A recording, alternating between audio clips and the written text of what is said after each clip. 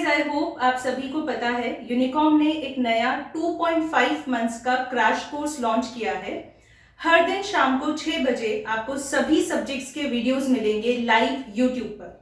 अगर आप नए हैं, आपको नहीं पता है इस कोर्स के बारे में, आप चैनल को सब्सक्राइब कर सकते हैं and you can join the classes with us live every day at 6 PM from Monday to Saturday. So जो भी स्टूडेंट्स हमारे साथ इस क्रैश कोर्स में पढ़ रहे हैं वो सभी जरूर इस वीडियो के नीचे अपनी प्रेजेंस मार्क करेंगे।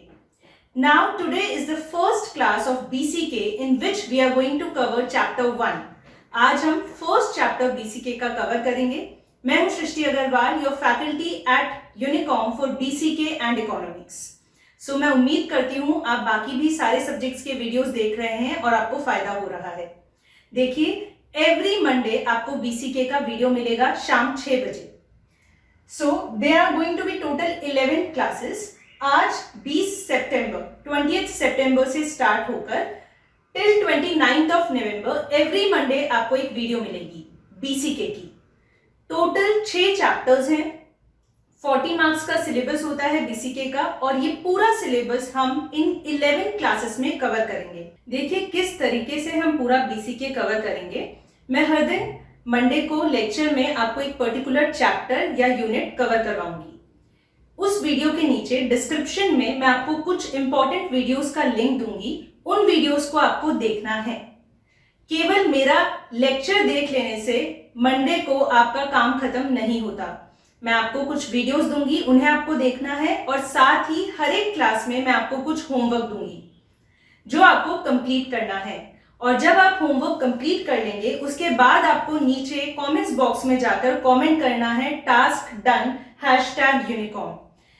जो भी स्टूडेंट्स सिंसियरली हमें फॉलो कर रहे हैं, जो इस अटेम्प्ट को अपना लास्ट अटेम्प्ट बनाना चाहते हैं और फुल डेडिकेशन के साथ लगे हुए हैं, वो सब स्टूडेंट्स अच्छे से इस बात को सुने। आपको वीडियोस जो डिस्क्रिप्शन में दिए हैं उन्हें देखना होगा, बैक क्वेश्चंस आपके मॉड्यूल के सॉल्व करने होंगे, और होमवर्क कंप्लीट करने के बाद you will have to mark your presence task done #यूनिकॉम। आने वाले वीक का टाइम टेबल, आने वाले वीक का स्केड्यूल आपको एवरी संडे टेलीग्राम चैनल पर मिल जाएगा, जिसका लिंक भी नीचे मैं डिस्क्रिप्शन बॉक्स में दे रही हूं। अगर आपने ज्वाइन नहीं किया है तो आप टेलीग्राम चैनल ज्वाइन कर सकते हैं। It is all for free.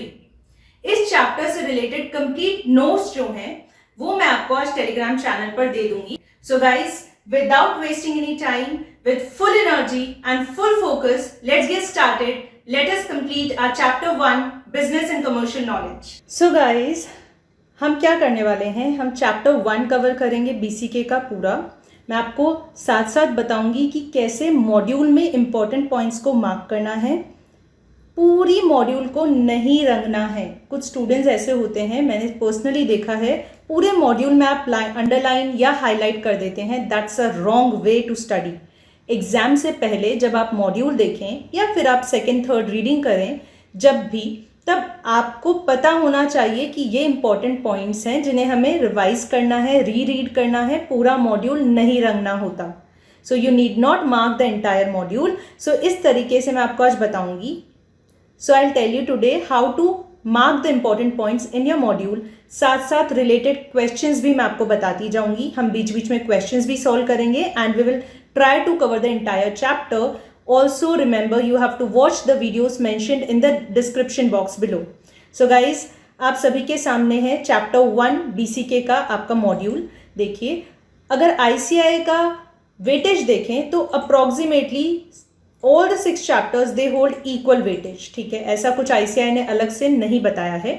Now you can see पूरा एक समरी चार्ट दिया हुआ है स्क्रीन पर आपके मॉड्यूल के फर्स्ट पेज पर। क्या क्या है इस चैप्टर में जो आपको पढ़ना है, कुछ चीज़ें मैं आपको यहीं पर क्लियर कर देती हूँ। देखिए, इस चार्ट को अच्छे से देखेंगे।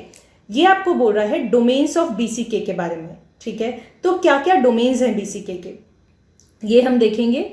ह्यूमन एक्टिविटीज 2 पार्ट्स में डिवाइडेड होती है, इकोनॉमिक एंड नॉन इकोनॉमिक। अब ये क्या है, देखिए, इकोनॉमिक एक्टिविटीज वो होती हैं जो आप प्रॉफिट के लिए करते हैं, जो आप मनी मोटिव से करते हैं। एक इकोनॉमिक मोटिव होता है उन एक्टिविटीज को करने के पीछे आपका। ठीक है, so these are done for earning the livelihood. ठीक है, बोलते हैं ना कि पापी पेट का सवाल है। जिंदा रहने के लिए पैसा चाहिए, तो पैसा कमाने के लिए, लाइवलीहुड अर्न करने के लिए मॉनेटरी, इकोनॉमिक या फिनेंशियल मोटिव के साथ इकोनॉमिक एक्टिविटीज की जाती हैं। वहीं पर अगर नॉन इकोनॉमिक एक्टिविटीज की बात करें तो वो क्या होंगी? फॉर एग्जाम्पल मान लीजिए आपने किसी भी एक्टिविटी को किया सोशल रीजन की वजह से, कोई कल्चरल रीजन की वजह से, इमोशनल रीजन की वजह से।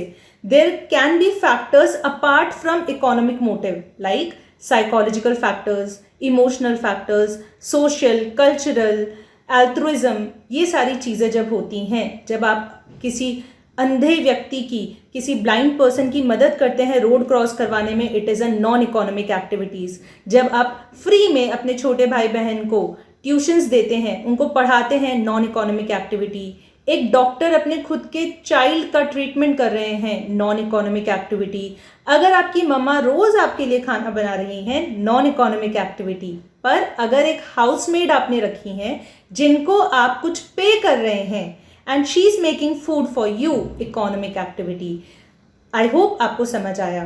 तो इकोनॉमिक एक्टिविटीज जो होती हैं वो रैशनल, सेल्फ इंटरेस्ट के लिए की जाती है, रैशनैलिटी उसकी कंसिडरेशन होती है, मनी के लिए होता है, फिनेंशियल मोटिव होता है, इकोनॉमिक मोटिव होता है।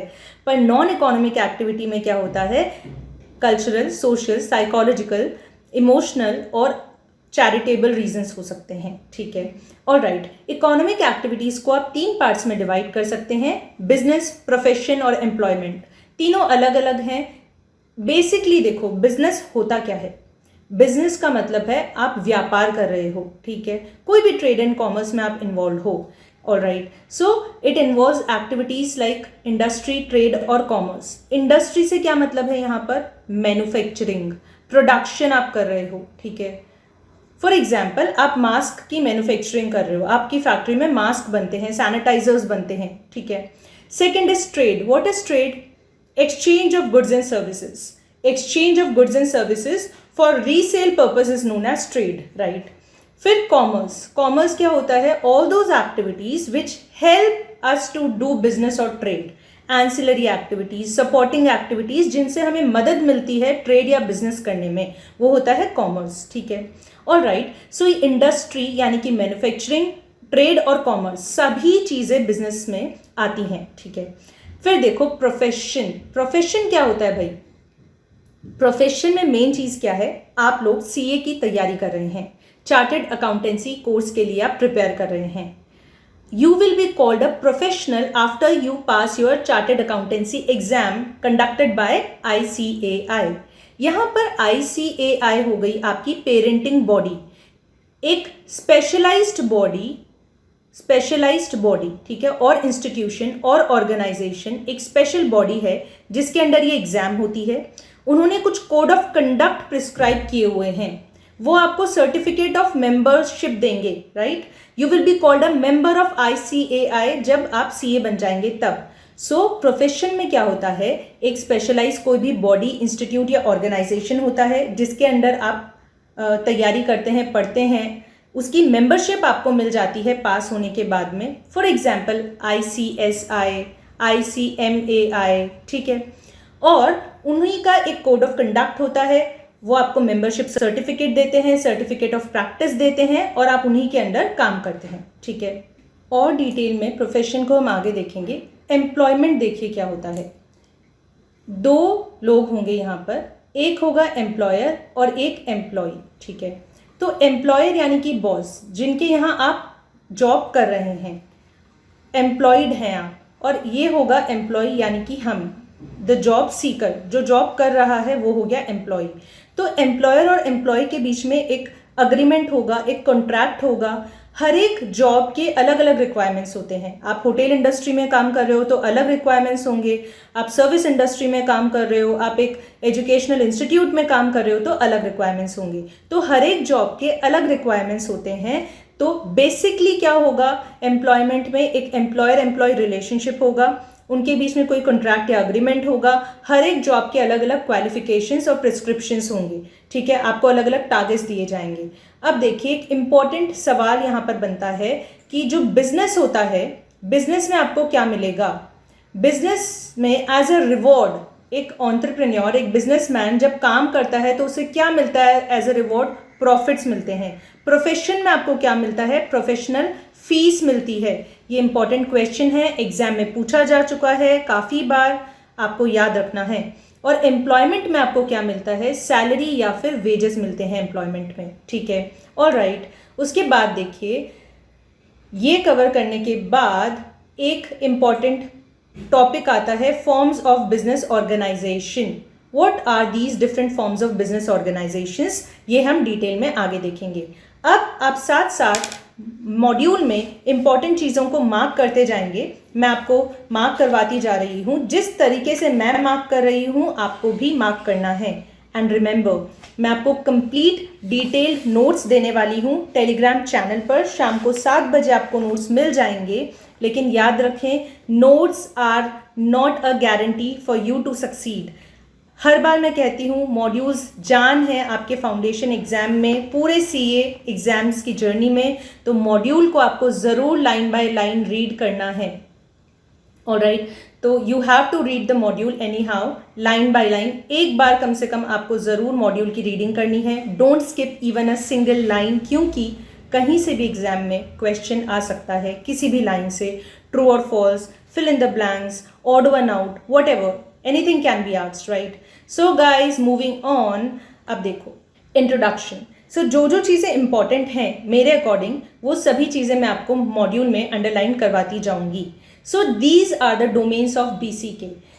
इन्होंने कहा कि बीसीके के डोमेन्स हैं। What is meant by domain? सबसे पहले हमें डोमेन का मतलब समझना होगा। Domain means a specified sphere of knowledge, particular knowledge का एक एरिया बताया है, ठीक है। सो डोमेन्स क्या है? बीसीके कहाँ तक फैला हुआ है, कौन कौन से एरिया को टच करता है। डोमेन का सिंपल मतलब है सब्जेक्ट। ये आप जरूर मार्क करेंगे, जो मैं मार्क कर रही हूँ। 3 आपको चीजें याद रखनी है। BCK is vast, BCK is eclectic and ever evolving and ever expanding. VEE आप याद रखेंगे। बीसीके का डोमेन वास्ट है, एक्लेक्टिक है और एवर इवॉल्विंग और एवर एक्सपैंडिंग है। वास्ट से आपका क्या मतलब है? बहुत ज़्यादा फैला हुआ है, ठीक है। तो ये आपको ज़रूर एक बार पूरा रीड कर लेना है पैराग्राफ। उसके बाद देखो, एक्लेक्टिक का मतलब क्या होता है? What is meant by eclectic? See, BCK is eclectic means it is multi disciplinary. BCK जो है वो अलग अलग डिसिप्लिन से इवॉल्व हुआ है। डिसिप्लिन से क्या मतलब है? सब्जेक्ट। डिसिप्लिन का मतलब होता है सब्जेक्ट। तो याद रखें, अगर वो एग्जाम में पूछे what is meant by eclectic, it means multi disciplinary. अलग अलग सब्जेक्ट से लिया गया है बीसीके, अलग अलग सब्जेक्ट्स की थ्योरीज वगैरह को इन्वॉल्व करता है। It has derived itself from various disciplines like marketing, accounting, operations, human behavior, psychology, economics, ethics, etc. ठीक है। So ये एक important चीज़ हो गई। It is mixed, varied, it has evolved from various subjects. अब देखिए, कुछ टर्म्स हैं, कुछ वर्ड्स हैं जो बीसीके में बहुत एक्सटेंसिवली कॉमनली यूज किए जाते हैं, पर ये एक्चुअल में ये जो वर्ड्स हैं ये बिजनेस के नहीं हैं, ये किसी और डिसिप्लिन से यानी किसी और फील्ड से, एरिया से आए हैं। ये वर्ड्स क्या हैं, इन पर भी एग्जाम में क्वेश्चन आ सकता है। सो देखो,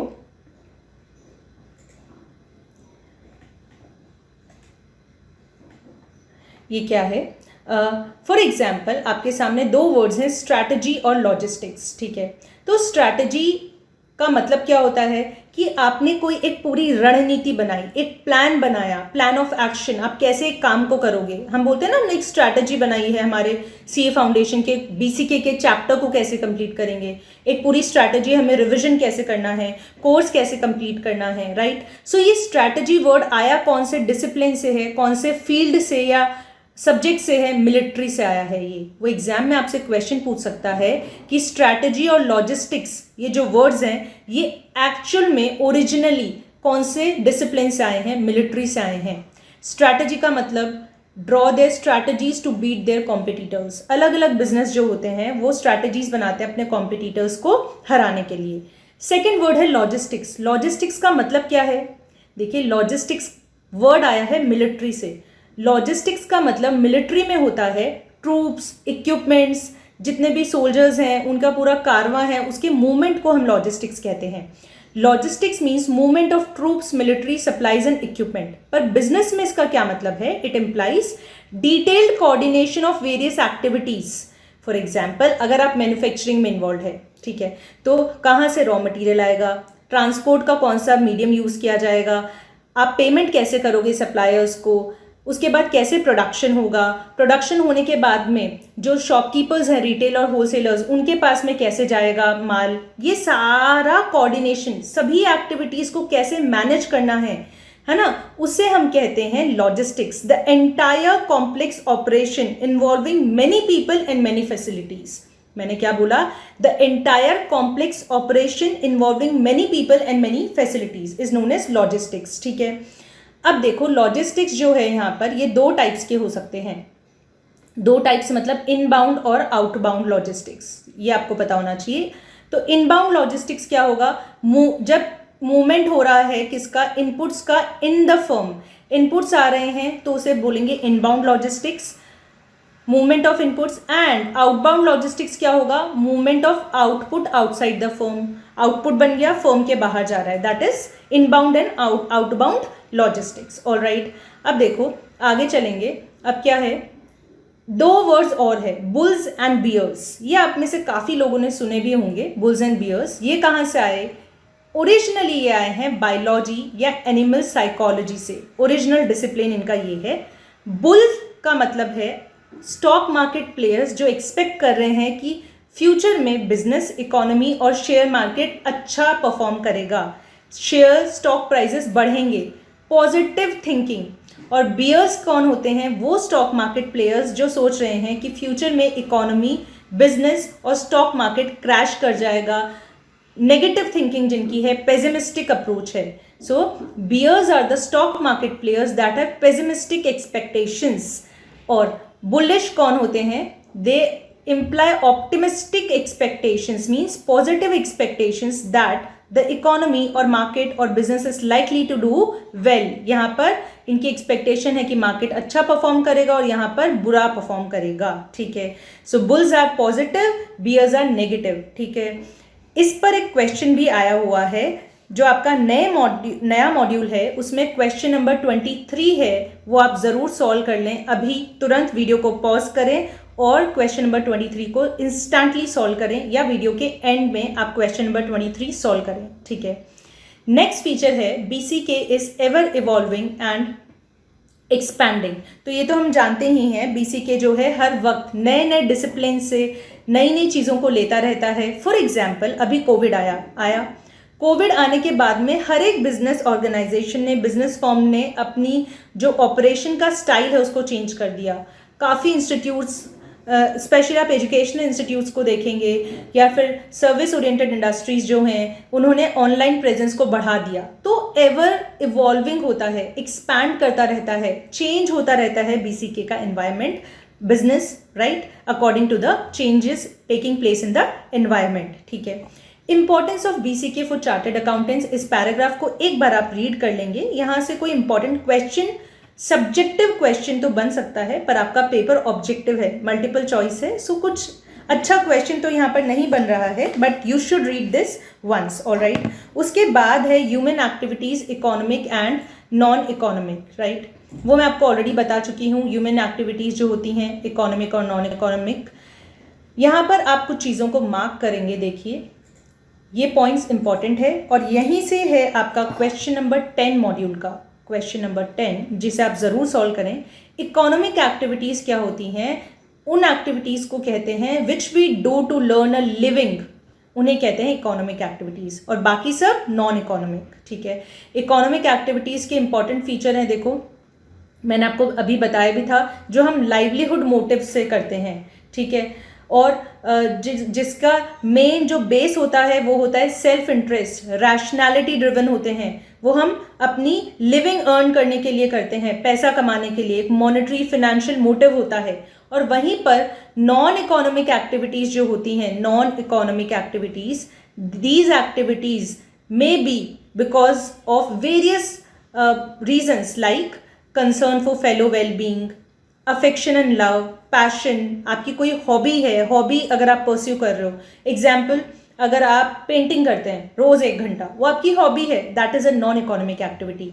ठीक है, बहुत सारे रीजंस हो सकते हैं, जैसे selfless concern for the welfare of others, social reasons, religious reasons, cultural, personal, recreational यानी एंटरटेनमेंट के लिए आप करते हैं, charity and patriotic activities, all these activities are together known as non economic activities. इनके पीछे क्या वजह होती है? Emotions are the reason, sentiments are the reason.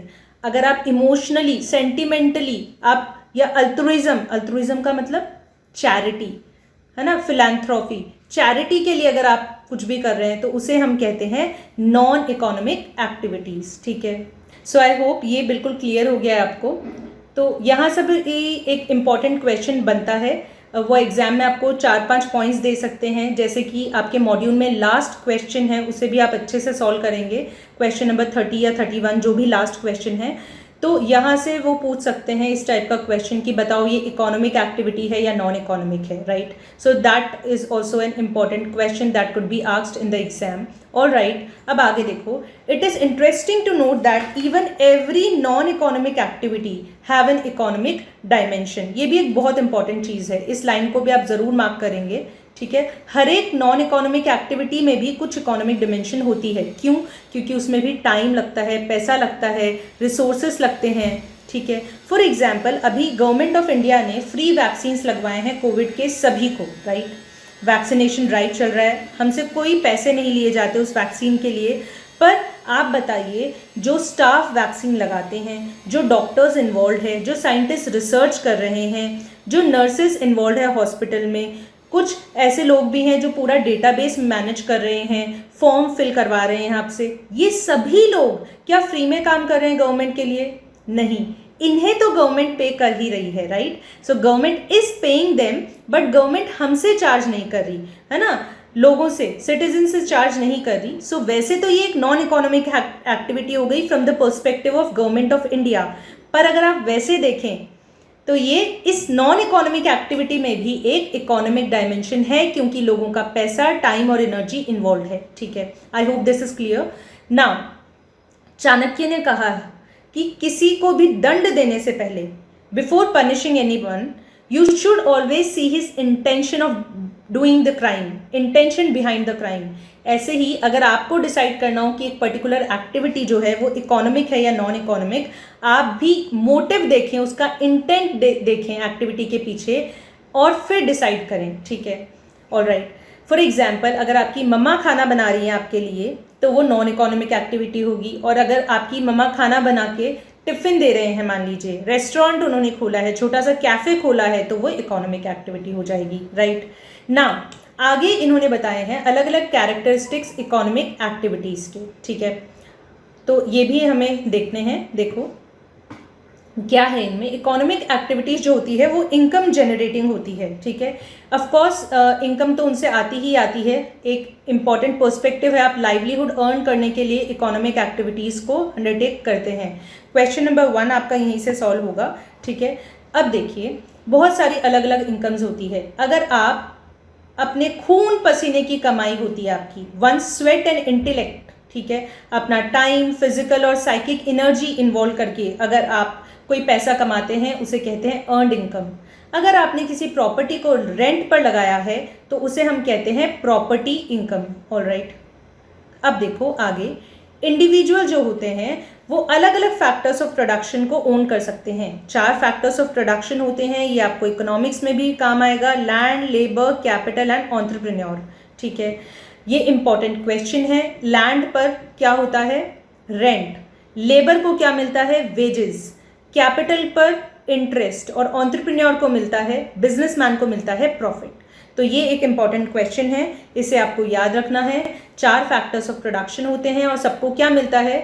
Wages और सैलरी मिलती है लेबर को, रेंट मिलता है लैंड पर, इंटरेस्ट होता है कैपिटल का, और प्रॉफिट मिलता है एंटरप्रेन्योर को। ठीक है, नाउ ये बोल रहा है कोई ज़रूरी नहीं है जो आप इनकम कमाएं वो केवल मनी के फॉर्म में हो, काइंड में भी हो सकती है, ऑफकोर्स हो सकती है। The income can be earned in kind to.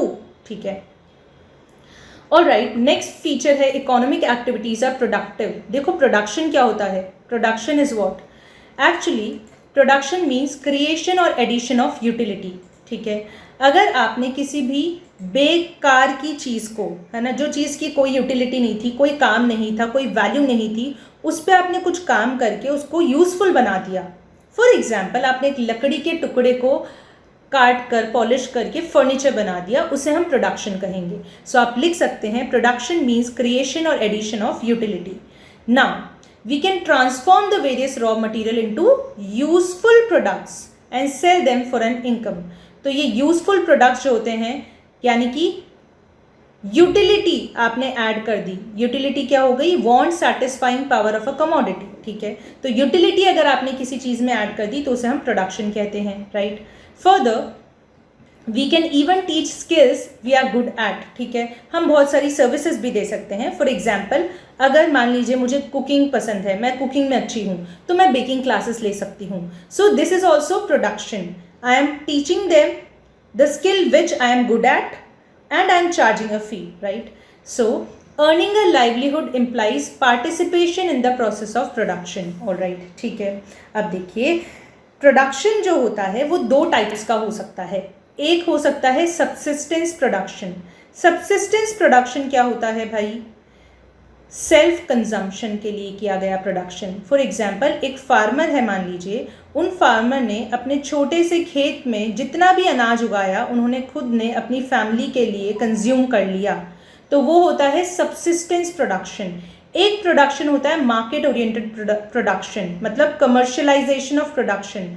आपने मान लीजिए 100 kgs वीट आपने ग्रो किया, उनमें से 20 kgs आपने अपनी फैमिली के लिए यूज़ कर लिया और बाकी बचा हुआ 80 kgs आपने मार्केट में दे दिया, उनको आपने सेल कर दिया, बचे हुए गेहूं को, अनाज को, तो वो होगा मार्केट ओरिएंटेड प्रोडक्शन। ठीक है, एक और इम्पॉर्टेंट चीज़ याद रखें कि जो प्रोडक्शन होता है और कंजम्पशन होता है, दो साइड्स हैं, राइट। सो इस चीज़ को आप ज़रूर याद रखें कि किसी भी मार्केट में दो साइड्स होते हैं, एक होता है सप्लाई साइड और एक होता है डिमांड साइड। मार्केट में कुछ लोग सप्लायर्स होंगे और कुछ लोग कंज्यूमर्स, बायर्स होंगे जो डिमांड करेंगे।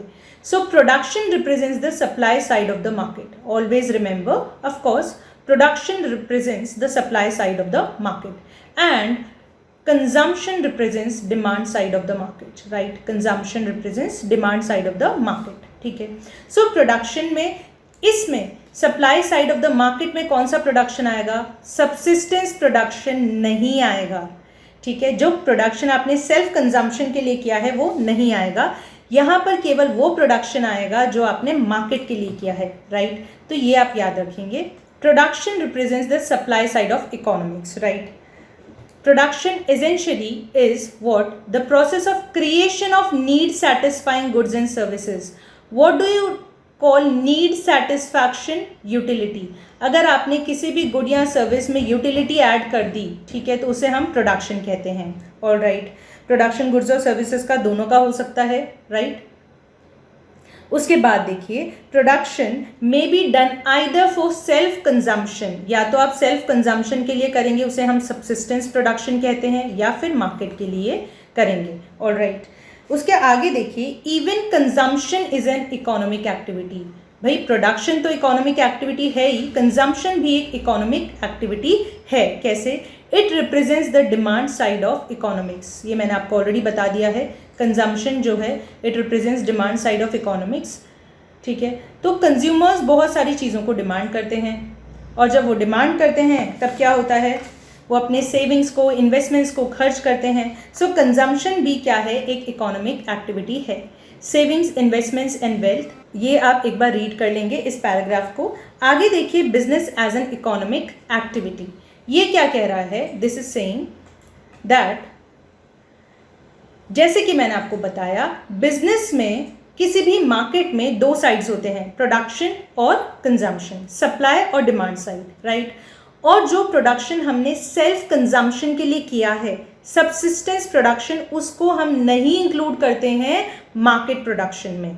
मार्केट ओरिएंटेड प्रोडक्शन क्या होता है, आपने 100 kgs ऑफ वीट ग्रो किए, उसमें से 20 आपने सेल्फ कंजम्पशन के लिए यूज़ कर लिए, सब्सिस्टेंस प्रोडक्शन हो गया, इसको हम मार्केट ओरिएंटेड प्रोडक्शन में नहीं लेंगे। बाकी का बचा हुआ 80 किलो जो गेहूं है, अनाज है, वो आपने मार्केट में सेल किया, that will be called as market oriented production. And this 80 kgs represents the supply side of economics. This is also known as commercialization of production or production on a commercial scale. All right. अब आगे एक सवाल निकल कर आता है कि भाई जो एग्रीकल्चर इंडस्ट्री है उसे हम इंडस्ट्री मानेंगे, उसे हम बिजनेस मानेंगे या नहीं? तो जवाब सीधा सा है, अगर मान लो आपने खुद के कंजम्पशन के लिए, फिर से वही बात, सेल्फ कंजम्पशन के लिए अगर आपने एग्रीकल्चर कर रहे हो तो of course it is exempt from income tax, it will not be included in production. पर अगर आपने मार्केट के लिए प्रोडक्शन किया है तो ऑफ कोर्स उसको आप बिजनेस मानोगे, इंडस्ट्री मानोगे, ठीक है। फॉर एग्जाम्पल आपने सनफ्लावर, सोयाबीन, ग्राउंडनट ये सब ग्रो किया, इससे आप ऑयल एक्सट्रैक्ट करके सेल कर रहे हो, तो एग्रीकल्चरल आइटम्स हैं ये, बट यस बिजनेस होगा, ये इंडस्ट्री होगा। For example extraction of edible oil from rice bran, mustard, coconut, soybean represents agro based industries, तो ये इंडस्ट्री में आएगा, ठीक है। Agriculture does not comprise industry and hence business. Why? When you are doing it for subsistence purpose. अगर खुद के लिए किया है तो बिजनेस नहीं मानोगे, पर अगर the industries where agricultural produce is processed and whose key material ingredient is agricultural produce do comprise an industry, तब आप उसको इंडस्ट्री या बिजनेस मानोगे, ठीक है। ये हो गया। एक और इम्पॉर्टेंट चीज़ अच्छे से याद रखना, भूलना मत, अगर आप कभी कभी शौकिया तौर पर या यूं ही आपका मन कर गया है ना, फ्रीक्वेंटली नहीं, इनफ्रीक्वेंटली, आप कभी भी आपका मन किया 2 महीने में, 6 महीने में एक बार आपने कोई एक्टिविटी करी, ठीक है। फॉर एग्जाम्पल आपने कुछ टाइम के लिए आर्ट एंड क्राफ्ट करना शुरू किया, ठीक है, और उन्हें सेल करना शुरू किया, आर्ट एंड क्राफ्ट के हैंडमेड प्रोडक्ट्स, आइटम्स, और आपने कुछ प्रॉफिट कमा लिया या लॉस इंकर कर लिया, वॉट एवर प्रॉफिट और लॉस, क्या उसे हम बिजनेस कहेंगे? No, answer is a big no.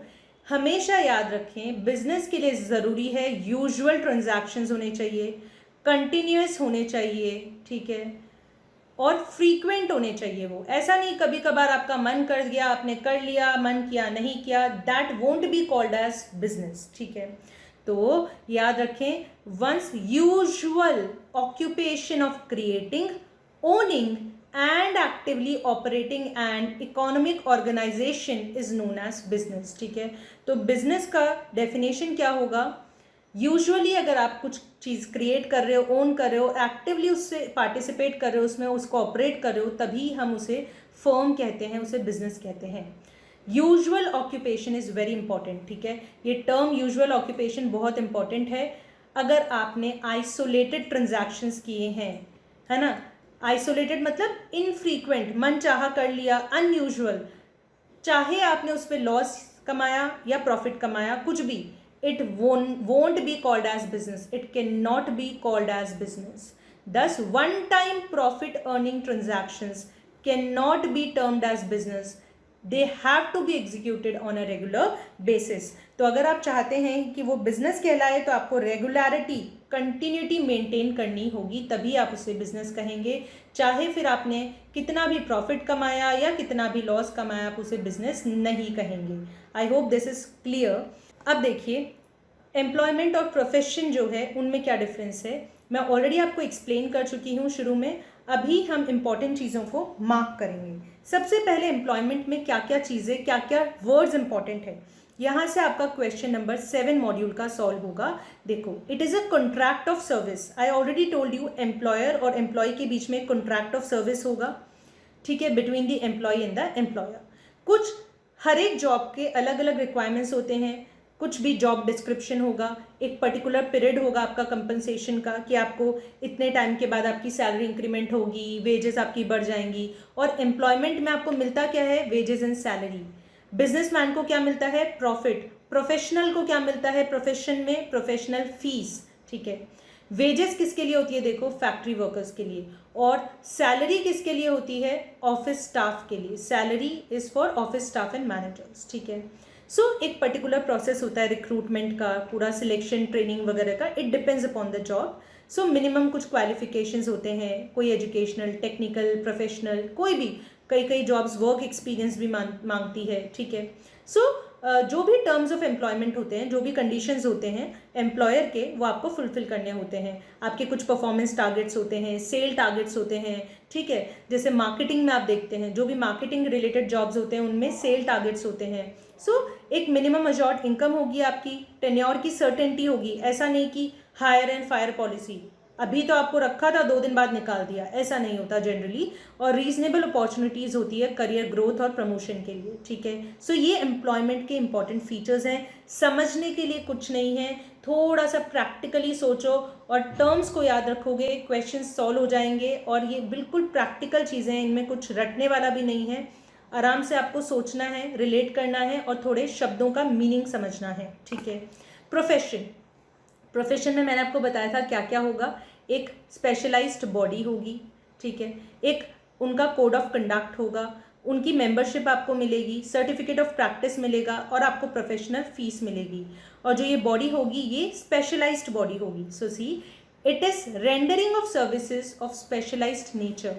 हम कहते हैं ना वो प्रोफेशनल हेयर कटर है, प्रोफेशनल सैलून है उनका एक, है ना। ही इज़ अ प्रोफेशनल, वो प्रोफेशनल है भाई, मतलब अपने काम में निपुण है।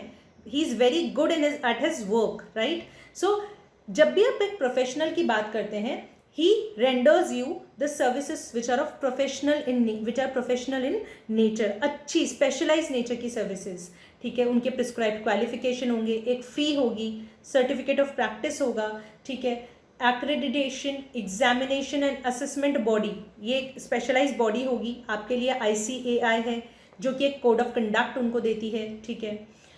प्रोफेशनल्स जो होते हैं profession can be pursued as independent practice और under a contract of employment. आप जब CA बन जाएंगे उसके बाद या तो आप अपनी इंडिपेंडेंट प्रैक्टिस खोल सकते हैं या फिर आप किसी के यहाँ पर एम्प्लॉय भी हो सकते हैं, आप जॉब कर सकते हैं। CA बनने के बाद भी आप किसी कंपनी में जॉब कर सकते हैं, ठीक है। ये अलग अलग कुछ प्रोफेशन है, architecture, designing, engineering, law, medicine वगैरह सब कुछ। ऑलराइट, ये हो गया प्रोफेशन का बात। अब देखो क्वेश्चन नंबर 6 आपके मॉड्यूल का यहीं से सॉल्व होगा, क्वेश्चन नंबर 6। ऑलराइट, याद रखना ये इंपॉर्टेंट टर्म्स जो मैंने आपको हाईलाइट करवाए हैं। आगे देखिए, ये पूरा एक टेबल दिया हुआ है, बिजनेस, प्रोफेशन और एम्प्लॉयमेंट के बीच में डिफरेंस दिया हुआ है, इसे आपको ज़रूर पढ़ना है, ठीक है। इसे आप अच्छे से पढ़ेंगे और कुछ इंपॉर्टेंट चीज़ें हैं जिनको आपको मार्क भी करना होगा। Market oriented activities coming under industry, trade और कॉमर्स, ITC, सभी चीज़ें बिजनेस में आएंगी। प्रोफेशन में इंडिपेंडेंट रेंडरिंग ऑफ सर्विसेज, कैसी सर्विसेज, स्पेशलाइज नेचर की सर्विसेज होंगी। Question number 6 again I am saying, ठीक है। कुछ प्रिस्क्राइब्ड क्वालिफिकेशंस होगी, एक प्रोफेशनल बॉडी होगी, स्पेशलाइज बॉडी जिसके अंडर ये सारी चीज़ें होंगी, जिसका एक कोड ऑफ कंडक्ट होगा, ठीक है। एम्प्लॉयमेंट में सर्विसेज होंगी, एक कॉन्ट्रैक्ट होगा एम्प्लॉयर एम्प्लॉय के बीच में, और वेज एम्प्लॉयमेंट, उसको क्या कहते हैं हम, it is also known as wage employment. Alright, फिर देखो यहाँ पर एंटरप्रेन्योर के खुद के डिसीजन चलते हैं। यहाँ पर क्या होता है, आपको मेंबरशिप मिलती है और यहाँ पर लेटर ऑफ अपॉइंटमेंट और एक सर्विस अग्रीमेंट होता है, ठीक है। सोर्स ऑफ लाइवलीहुड क्या है भाई, मैंने आपको ऑलरेडी बता दिया, यहाँ प्रॉफिट, यहाँ प्रोफेशनल फीस और यहाँ wages and salary. Point number 3 is very important, question can come in the exam. Prescribed qualifications क्या होंगे भाई, काम करने के लिए, बिजनेस करने के लिए कोई क्वालिफिकेशंस नहीं चाहिए होते। 4th पास, 12वीं फेल, मैट्रिक पास, कोई भी बिजनेस कर सकता है। और यहाँ पर तो ऑफकोर्स क्वालिफिकेशंस होते ही हैं। और ये सारे पॉइंट्स भी आप एक बार ज़रूर पढ़ लें, इनमें कुछ ऐसा है नहीं जो मुझे एक्सप्लेन करना हो आपको, ठीक है। आगे देखिए, नाउ एक इम्पॉर्टेंट चीज़, यहाँ पर कुछ डिस्टिंग्विशिंग कैरेक्टरिस्टिक्स दिए हैं बिजनेस के आपको। पहला है job creator not job seeker, मतलब ऑफकोर्स बिजनेस जो होता है, बिजनेसमैन होते हैं, एंटरप्रेन्योर्स होते हैं, वो जॉब क्रिएट करते हैं, जॉब सीक यानी ढूंढते नहीं हैं, जॉब सीकर नहीं होते। और वो हेल्प करता है, बिजनेसेस जो होते हैं वो हेल्प करते हैं इकोनॉमिक ग्रोथ एंड डेवलपमेंट में। इकोनॉमिक डेवलपमेंट और ग्रोथ में फ़र्क है। इकोनॉमिक ग्रोथ का मतलब होता है GDP में इंक्रीज होना। क्या बोला मैंने, इकोनॉमिक ग्रोथ का मतलब है इंक्रीज इन GDP, वो आपसे पूछ सकता है जीडीपी क्या होता है, what is GDP? It is the value of all the final goods and services produced in a country during a particular period of time, ठीक है। सो ये जीडीपी होता है। तो अगर जीडीपी बढ़ रहा है तो ग्रोथ हो रही है, आप बोल सकते हो। अनजान आदमी जिसको इको नहीं आती वो भी पूछे इकोनॉमिक ग्रोथ का मतलब जीडीपी बढ़ रहा है, खत्म, ठीक है। लेकिन इकोनॉमिक डेवलपमेंट एक होलिस्टिक पिक्चर देखता है, एक बड़ी पिक्चर देखता है इकोनॉमिक डेवलपमेंट, जिसका एक छोटा सा पार्ट है इकोनॉमिक ग्रोथ। बाकी हैप्पीनेस, पॉवर्टी कम होना, स्टैंडर्ड ऑफ लिविंग बढ़ना, हैप्पीनेस इंडेक्स का अच्छी रैंक पे आना, है ना, लाइफ एक्सपेक्टेंसी बढ़ना, लोगों का वेलबींग होना, इन सब चीज़ों को सभी को जब मिलाते हैं तब कहते हैं इकोनॉमिक डेवलपमेंट हो रहा है। तो development is a bigger picture, growth is a small part of development. तो economic development can be said as economic development is equal to economic growth plus standard of living, ठीक है। So business output comprehensively contributes towards the GDP and thus the economic growth. All right, ये भी हो गया। अब देखो economic growth और development में फर्क है ना, राइट। इसने क्या बोला है, these people are saying whereas growth merely implies increase in GDP numbers, growth का मतलब बस जीडीपी नंबर्स में increase, economic development implies diversification of an economy's capabilities and improvement in the quality of lives of its people. अगर diversification है, happiness हो रही है, लोगों में बढ़ रही है, स्टैंडर्ड ऑफ लिविंग इंप्रूव हो रहा है, लाइफ एक्सपेक्टेंसी बढ़ रही है, पॉवर्टी कम हो रही है, माल नरिशमेंट कम हो रहा है, तब हम कहते हैं डेवलपमेंट हो रहा है, ठीक है। ऑलराइट, फिर बोल रहा है बिजनेस पर्सन और एंटरप्रेन्योर दो ऐसे वर्ड्स हैं जो कॉमनली इंटरचेंजेबली यूज होते रहते हैं, पर कुछ इंपॉर्टेंट फीचर्स, दो ऐसी इंपॉर्टेंट चीजें हैं जो एंटरप्रेन्योर्स में खास तौर से पाई जाती हैं। Two important things which are characteristic features of an entrepreneur, creativity और इनोवेशन, ठीक है, क्रिएटिविटी और इनोवेशन, राइट। फिर बोल रहे हैं business is investment intensive, of course, मतलब बिजनेस के लिए आपको इन्वेस्टमेंट्स तो करने ही पड़ते हैं, right. Time, energy, money, funds चाहिए अच्छे खासे। फिर जेस्टेशन पीरियड होता है। जेस्टेशन पीरियड क्या होता है, मान लो आपने एक होटल कंस्ट्रक्ट करने का सोचा, आप लैंड लोगे, ठीक है, कंस्ट्रक्शन शुरू करवाओगे, फिर पूरा कंस्ट्रक्शन होगा, उसका इंटीरियर करवाओगे, स्टाफ अपॉइंट करोगे, तब जाकर जितना भी टाइम लग गया, मान लो 1-2 साल लग गए, उसके बाद होटल के रूम्स ऑक्यूपाई होने शुरू होंगे और आपको कुछ रिटर्न में आने लगेगा। उस पीरियड को जब हमने पैसा इन्वेस्ट करना शुरू किया से लेकर हमें वापस इन्वेस्टमेंट मिलनी शुरू होती है, उसे हम कहते हैं जेस्टेशन पीरियड।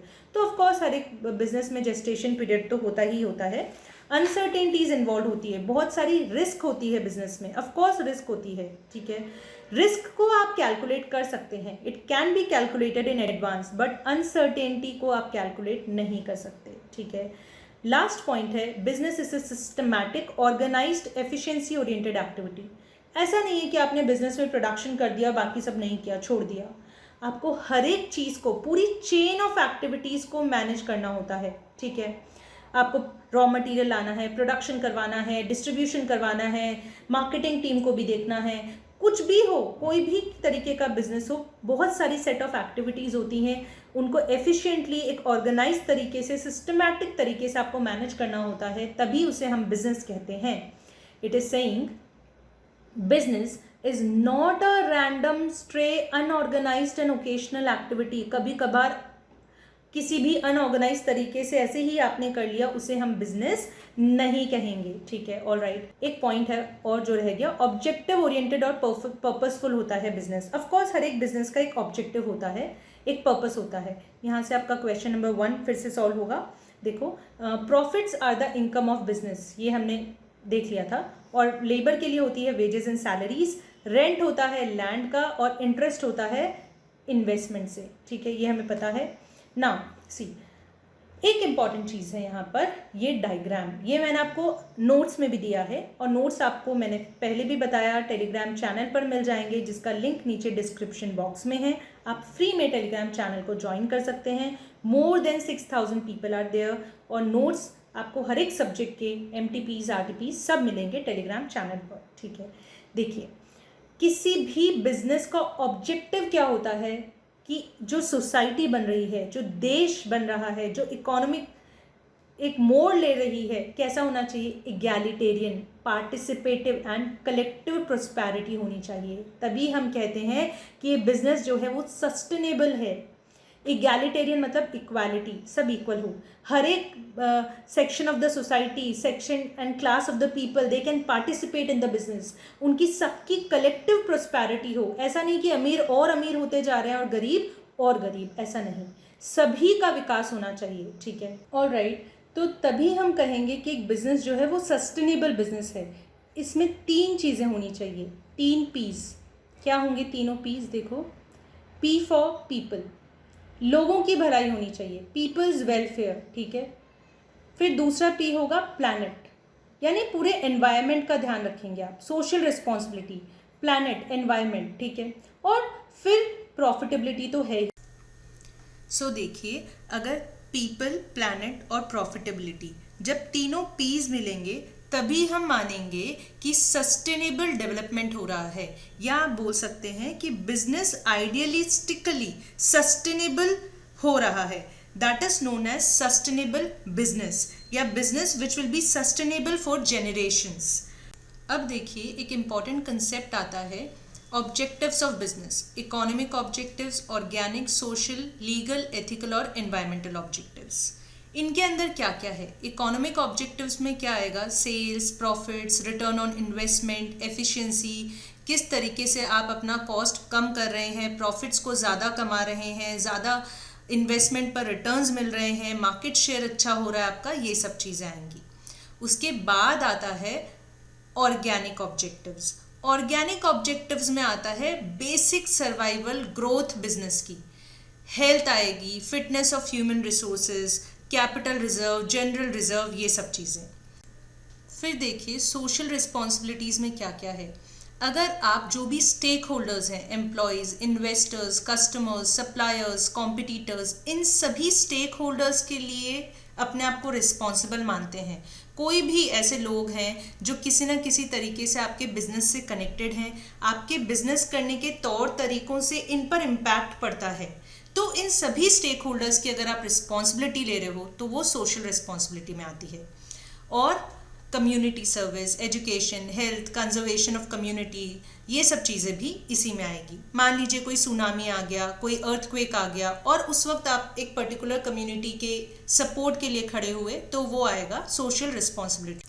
फिर देखिए लीगल, एथिकल और एनवायरमेंटल ऑब्जेक्टिव्स। मान लीजिए आप अपने देश के जो कानून बने हुए हैं, लॉज हैं अलग अलग, उनका रिस्पेक्ट कर रहे हैं बहुत अच्छे से, आप इनकम टैक्स रिटर्न टाइम पे भर रहे हैं, हेलमेट का यूज़ कर रहे हैं ड्राइविंग करते हुए, बेल्ट लगा रहे हैं, तो आप लॉज का रिस्पेक्ट कर रहे हैं। एथिकल में क्या होगा? आप ऑनेस्टी और इंटीग्रिटी के साथ डील कर रहे हैं, लोगों को ठग नहीं रहे हैं, यू आर बीइंग ऑनेस्ट, ठीक है, आप किसी को चीट नहीं कर रहे। फिर एनवायरमेंटल ऑब्जेक्टिव्स में आप प्लैनेट का ध्यान रख रहे हैं, आप प्रिजर्वेशन कर रहे हैं एयर, वाटर, सॉइल की क्वालिटी का। आप कहीं घूमने जा रहे हैं तो आप प्लास्टिक वेस्ट वहाँ नहीं फैला रहे, सी में पॉल्यूशन नहीं कर रहे हैं, तो पूरा आप ध्यान रखते हैं एनवायरमेंट का। तो ये होगा legal, ethical and environmental objectives में।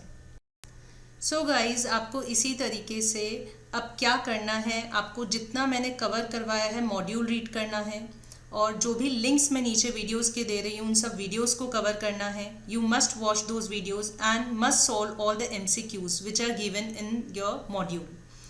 तो कुछ MCQs जैसे कि मैं आपको दिखाती हूँ, आप देख सकते हैं स्क्रीन पर, जो भी MCQs आपके मॉड्यूल में पीछे दिए हुए हैं, जो टॉपिक्स हमने कवर किए हैं एटलीस्ट वो आप ज़रूर सॉल्व करेंगे। जैसे क्वेश्चन नंबर 1 आप आसानी से कर सकते हैं, it is about employment, profession, business, land, इन सबको क्या मिलता है, ठीक है।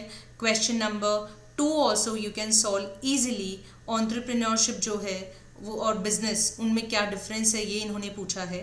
Then you can solve question number 3, ये बोल रहा है which of these does not comprise business activity, ठीक है। क्वेश्चन 4 आप देख सकते हैं आराम से। और इसी तरीके से क्वेश्चन नंबर 5, इनमें से ये बोल रहा है which of the following would not qualify as trading, alright. फिर क्वेश्चन नंबर 6 आप कर सकते हैं, मैंने आपको बताया है। और आगे चलेंगे क्वेश्चन नंबर 9, सस्टेनेबल डेवलपमेंट या बिजनेस क्या होता है। तो यहाँ पर मैंने आपको बताया कि 3 चीज़ें होती है, 3 P's होते हैं, ठीक है। तो तीनों पीस में देखो, नेचर जो है, हार्मनी विद नेचर, इसमें आएगा कौन सा पी? प्लैनेट, है ना, पी फॉर प्लैनेट। तो सोशल प्रॉब्लम्स मतलब पी फॉर पीपल, अगर आप लोगों के वेलफेयर का ध्यान रख रहे हैं। उसके बाद point A, consistent economic performance, it means profits are taken care of. तो तीन पीस हैं, प्रॉफिट, पीपल और प्लैनेट, तीनों का ध्यान रखेंगे तो वो सस्टेनेबल बिजनेस या सस्टेनेबल डेवलपमेंट हो जाएगा। क्वेश्चन 10, नॉन इकोनॉमिक एक्टिविटीज़, ये आप आराम से कर सकते हो, of course point number D होगा, ठीक है। तो ये भी इजीली हो जाएगा आपसे। फिर आगे चलेंगे तो देखिए कुछ क्वेश्चंस है, जैसे कि question number 13, which of the following is incorrect? Economic activities are guided by self interest, बिल्कुल। Non economic activities are driven by emotional और sentimental force, right. Non economic activities are not at all important in life, ऐसा किसने बोला भाई? ये तो गलत है, ठीक है। फिर इसी तरीके से नेक्स्ट क्वेश्चन देखो, question number 14, which of the following is not considered an economic activity? Saving and investment, production and consumption, service of a CA, providing free medical aid by doctor, of course ये नहीं है, ठीक है। So guys, that was all from my side for the day. I hope you liked the video. अगर ऐसा है तो please do hit the like button, share this video with maximum people and don't forget to mark your presence below in the comment section. See you soon on next Monday.